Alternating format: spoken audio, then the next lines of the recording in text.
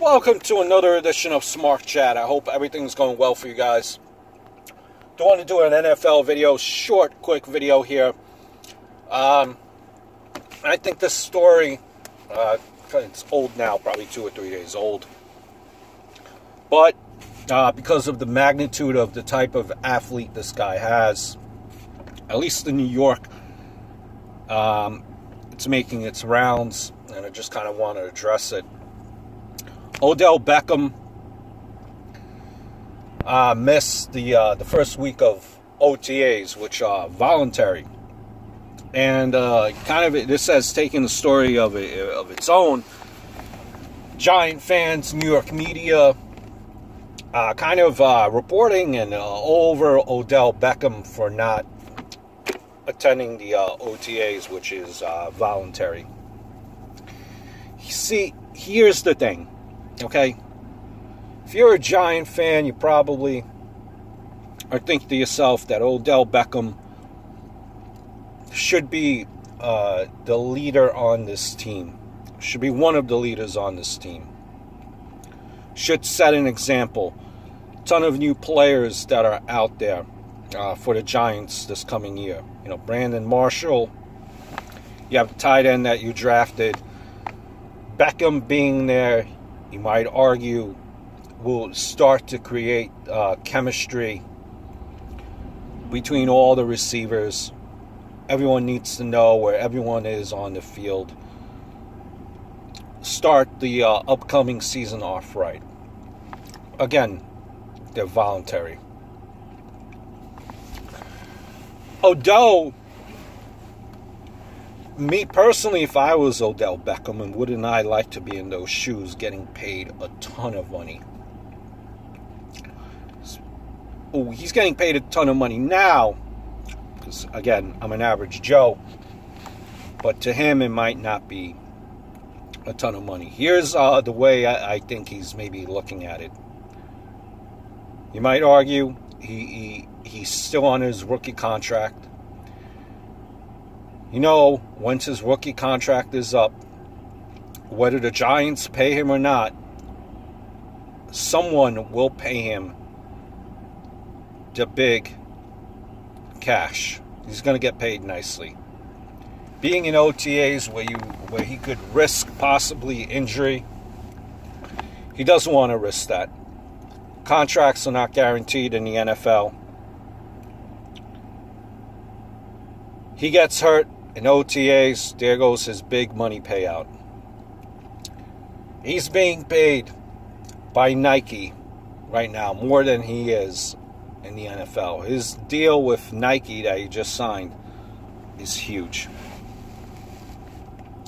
Heck, Nike is paying him nicely. They're happy with the way he is right now and everything that he does, evident by that contract that they given him. All the confrontations with the net, with the kicking net, confrontation with players on the field, a little bit of a hothead. Josh Norman comes to mind. That's the tight end, right? The guy from the Panthers. I believe it's Josh Norman. Well, he was with the Panthers, rather.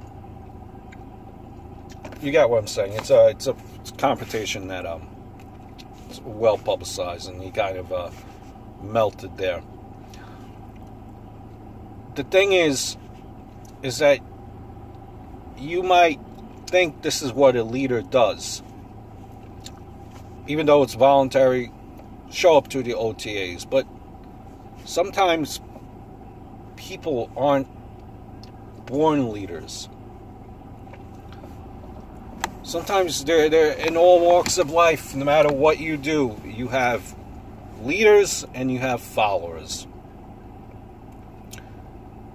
He might not be a leader in the locker room, but maybe he's a leader on the field by the way he plays. Listen, with the way things are with the millennials now, this new generation of athletes, it's more about the brand than it is the actual team. Is that right? No. But it's not just Beckham, it's a ton of these athletes.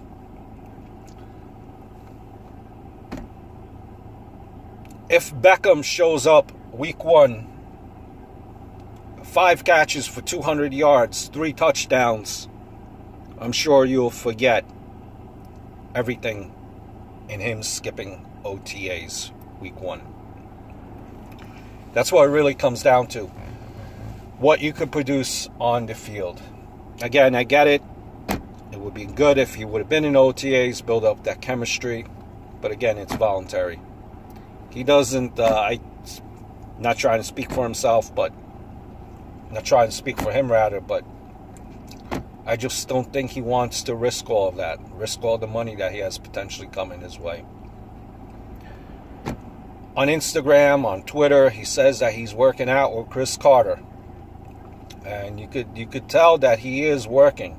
He is working out. Would you like to see him on your team? Yes.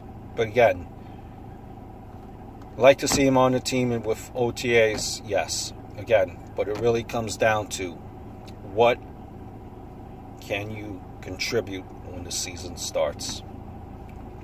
That's the way I look at it. Do I agree with him? No, but he's a different type of athlete. He's not like from the old school mentality. I hope all is well. Look forward to speaking to you soon.